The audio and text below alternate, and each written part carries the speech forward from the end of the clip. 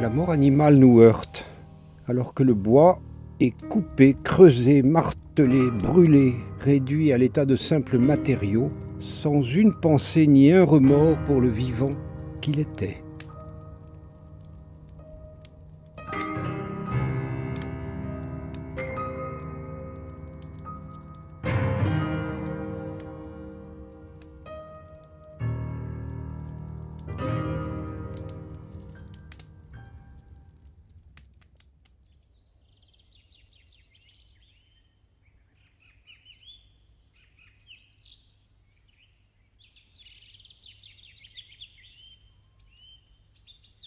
L'animal vit dans le mouvement. La plante, elle, est immobile, fidèle au sol qui la nourrit. Elle pousse en quête du moindre rayon lumineux, en douceur. Fixité pour le végétal, mobilité pour l'animal. Ce contraste conditionne leur grande différence de fonctionnement.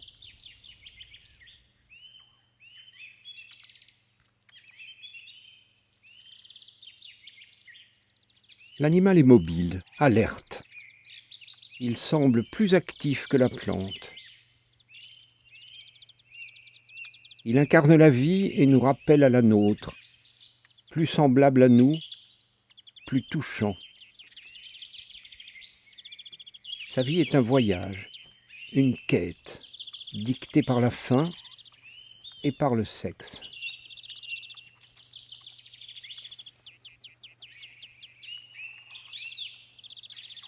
Il peut se faire acrobate, migrateur ou adapter son régime quand la nourriture se fait rare.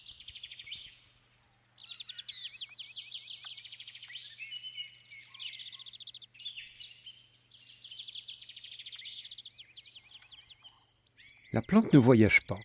Elle s'étend, découvre plus de profondeur de terre, plus de ciel. En contrepartie de sa fixité, elle possède un régime alimentaire simple et unique. Capable de synthétiser elle-même les sucres dont elle tire son énergie, elle est autonome en termes de nourriture. Grâce à la lumière du soleil, la plante transforme l'eau et les sels minéraux en sucre. Contrairement aux animaux, même les herbivores, elle ne tue personne pour se nourrir et se retrouve ainsi premier maillon de la chaîne alimentaire. La vie de l'animal trace une ligne sur la carte. La plante fixe la sienne dans le sol. Un mouvement imperceptible, lent, même à l'échelle des plus longues vies animales. Sage témoin des âges, la plante défie le temps.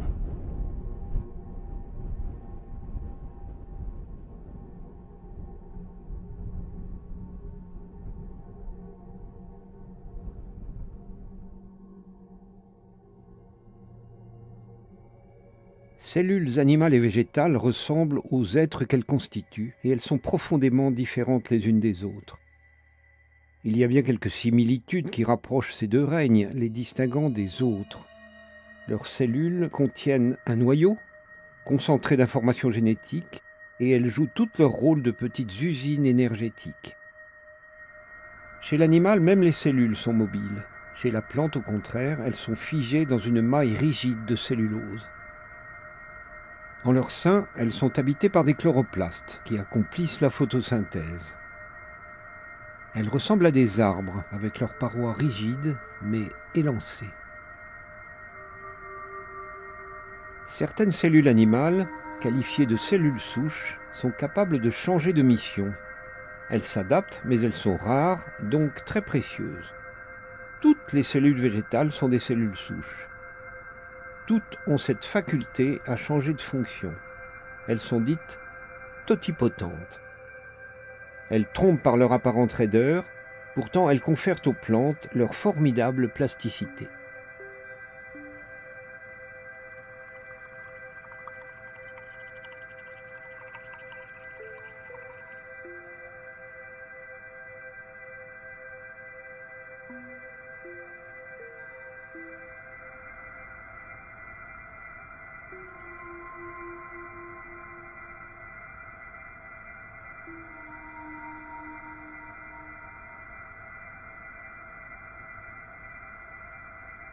L'écorce, forgée de lignine et de cellulose, est une harmonie de cellules vivantes et mortes qui protège l'arbre des attaques extérieures.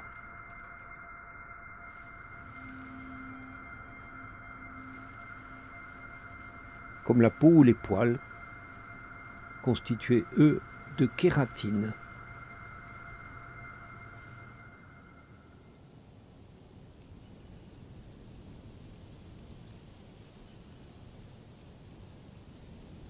Les feuilles permettent à l'arbre de respirer. L'air y pénètre à travers de petites bouches, les stomates.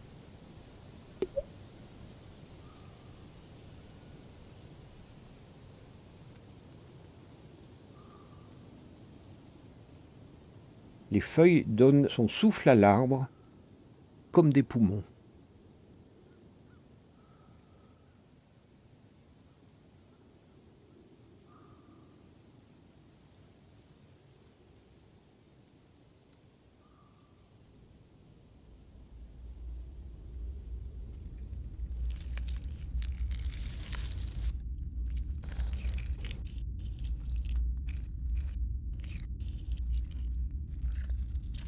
La plante s'élance en profondeur, en hauteur, en épaisseur, grâce à des cellules embryonnaires groupées, les méristèmes. Au fil des ans, les cernes s'accumulent et signent l'âge de l'arbre. Au cœur du tronc, le duramen, du bois mort. L'enserre, le vif aubier, repoussant toxines et cellules mortes vers les couches extérieures, comme l'écorce. Chaque feuille, chaque bourgeon joue son rôle. Pourtant, l'arbre coupé au collet, entre ciel et terre, continue à vivre grâce à ses méristèmes. Pas d'organes vitaux, pas de centre névralgique pour dicter à tel ou tel élément ce qu'il doit faire, pas de cerveau. Ni queue ni tête chez la plante, alors que tout est hiérarchisé chez l'animal. Compagne du temps, la plante est pourtant vulnérable. Les dangers chassent les animaux. Même les plus redoutables ne trouvent parfois pas de répit.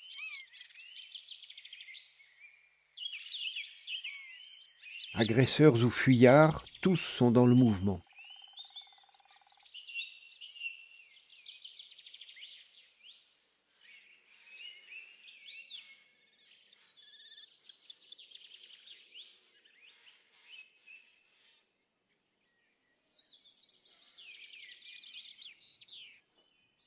Pour les plantes, c'est une autre affaire. Quand les prédateurs, les éléments ou les maladies se déchaînent, impossible de fuir. Il faut s'adapter.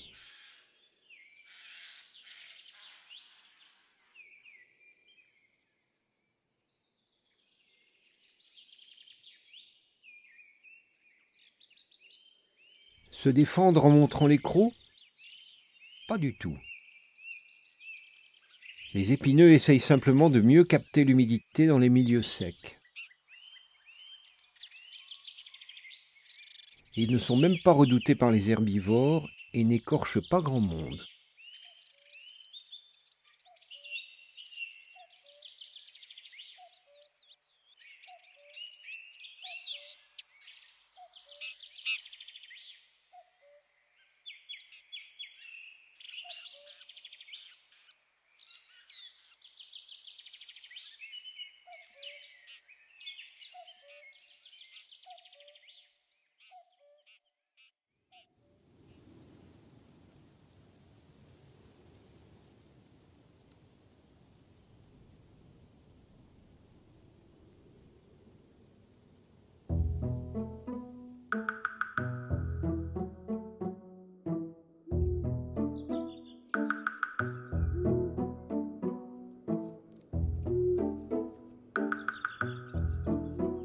Se défendre, d'accord, mais plus subtilement.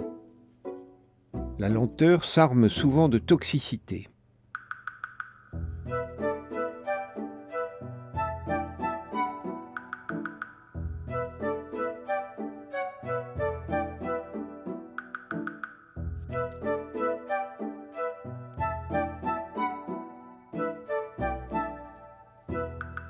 indolente, la salamandre empoisonne.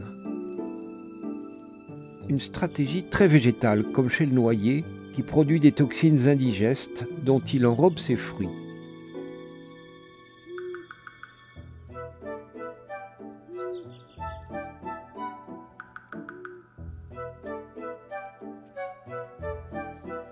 La stratégie est double, car une fois tombés, ces fruits empoisonnent le sol et permettent à l'asocial de régner seul sur son lopin, sans jeune noyer pour lui voler ses ressources.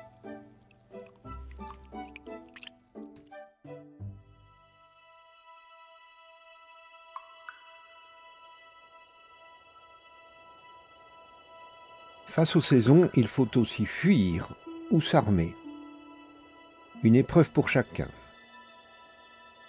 En hiver, certains insectes et les plantes annuelles s'éteignent.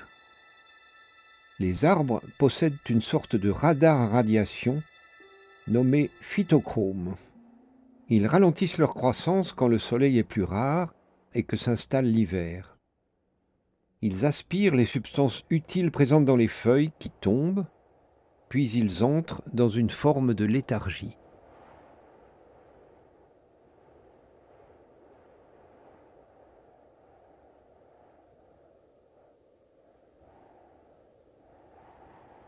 Chez les animaux, certains migrent, d'autres s'activent en quête d'une nourriture plus rare.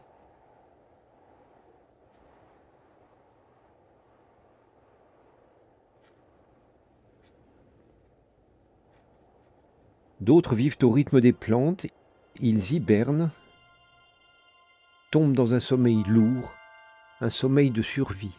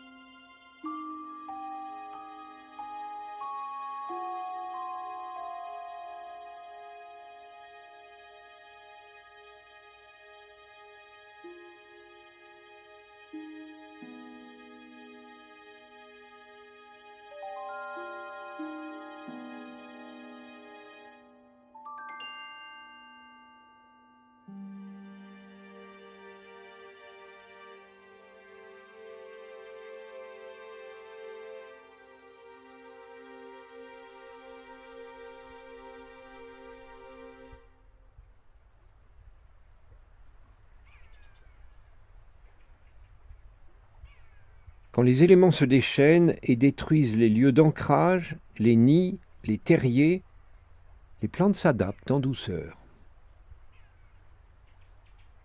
Un environnement de travers et toujours elles cherchent hauteur, lumière, verticalité. Même malades, leurs incroyables cellules leur permettent toutes les prouesses, toutes les fonctions. Elles défient le temps et l'évolution. Car quand on ne peut bouger, il faut s'endurcir. Ainsi, plus que les animaux, les plantes recherchent la diversité génétique. Elles adoptent, de façon parfois étonnante, les espèces voisines. Les animaux peinent davantage à se croiser et surtout à transmettre leur patrimoine hybride. Le triton de Blasius, métissage de triton crété et marbré, est stérile. Sa descendance est toute limitée.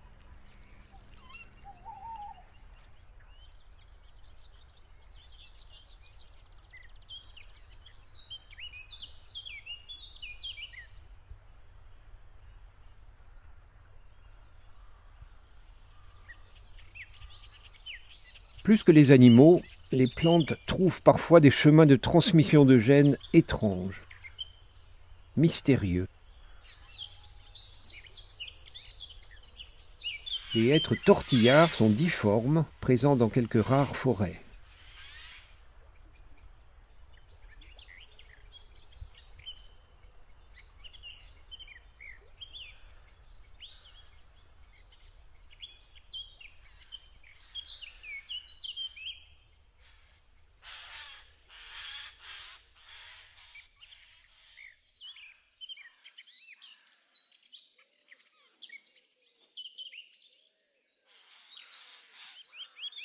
Par un biais énigmatique, peut-être les fruits, peut-être les racines, ils ont transmis ce caractère à d'autres essences.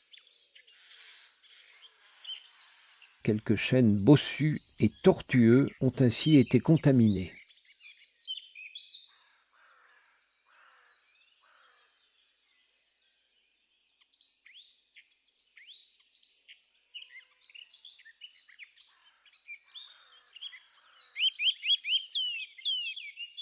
Dans les deux règnes, celui des plantes comme celui des animaux, la transmission des gènes est essentielle.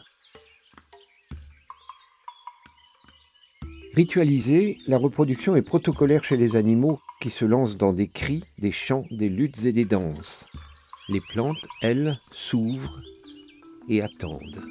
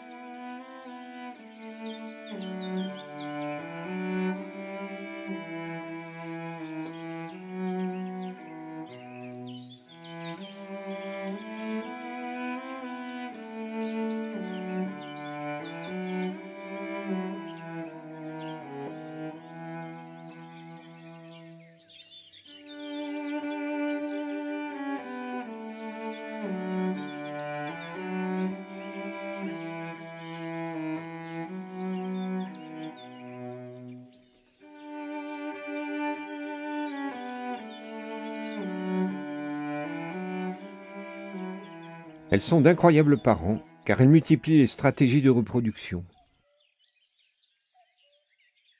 Clonage ou reproduction sexuée, elles trouvent toujours le moyen de se perpétuer pour faire face au temps et vaincre la fixité.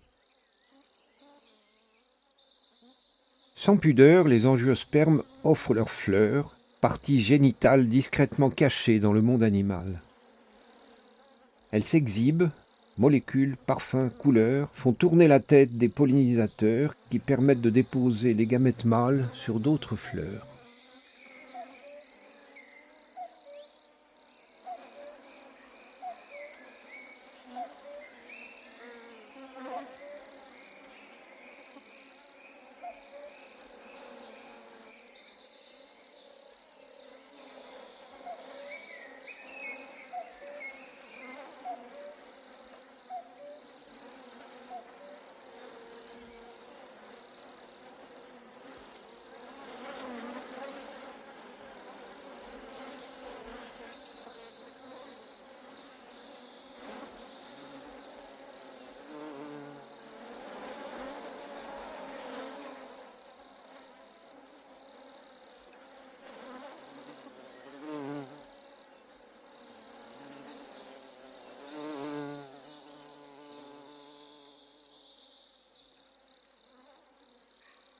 Mouvement râler pâquerette, voyage gastrique ou force des vents et des éléments, les plantes disséminent leur descendance grâce au mouvement d'autrui.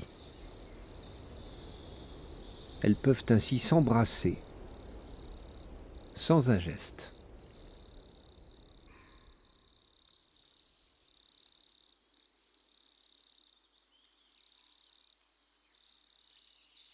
De la fleur naît le fruit, prémisse d'un nouveau cycle.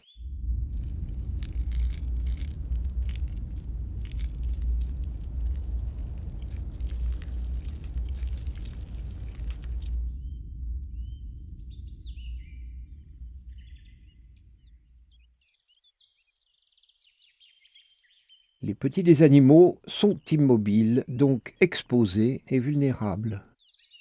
Leurs parents redoublent de voyages pour les protéger, les nourrir, jusqu'à leur envol.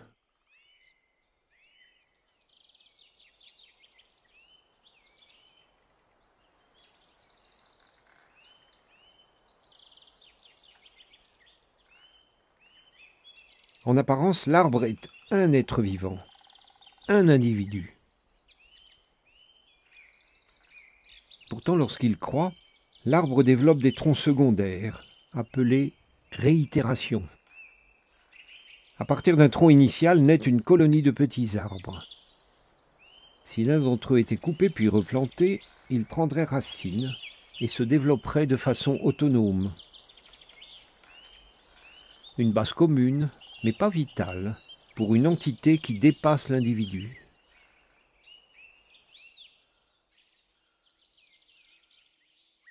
L'arbre est donc plus qu'un seul être vivant. Mieux encore, cette colonie d'arbres ne possède pas de centre névralgique. L'arbre est un super-organisme animé par le fonctionnement collectif et concerté de ses cellules, comme peut l'être un récif corallien ou encore une fourmilière.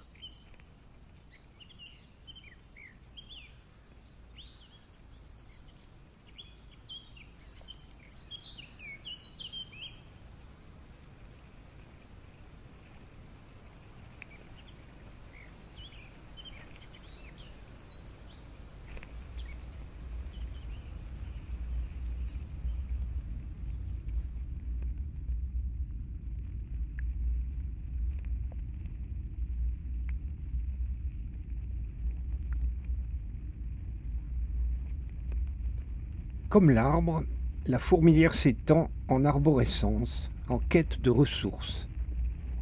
Elle explore, elle se ramifie, elle s'enracine.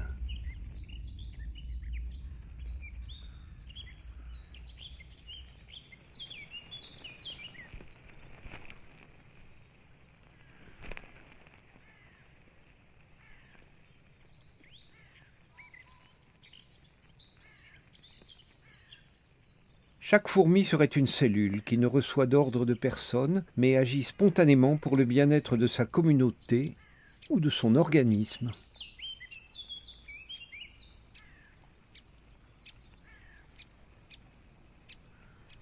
Chaque fourmi est remplaçable, comme les cellules d'un arbre.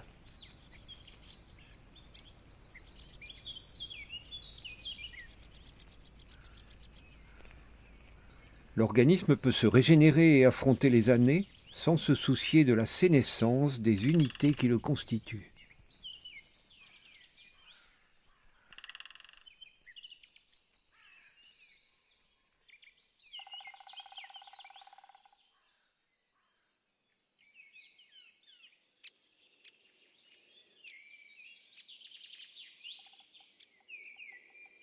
Quand l'animal est malade, il risque de mourir. Son patrimoine génétique est pauvre et supporte mal les mutations. La plante peut évoluer, même partiellement. D'une branche à l'autre du même arbre, les patrimoines génétiques peuvent changer, muter, pour mieux se défendre comme une sorte d'assurance pour l'avenir.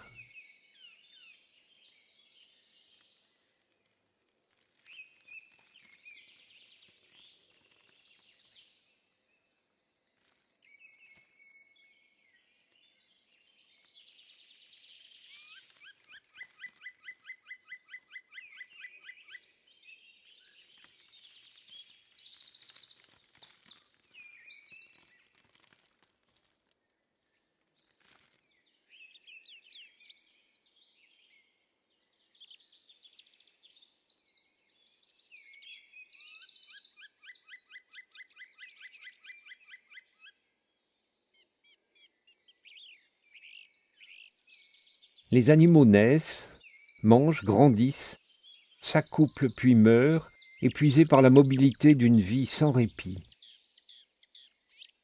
La fourmi vieillit, mais la fourmilière lui survit.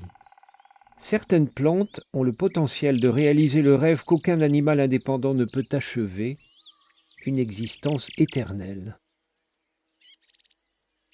Elles s'adaptent, changent de forme, se clonent, se régénèrent, prolongeant leur jeunesse, repoussant leur sénescence, perpétuant toujours leur existence. La plante est capable de vivre et de mourir en même temps. Elle est d'une radicale altérité.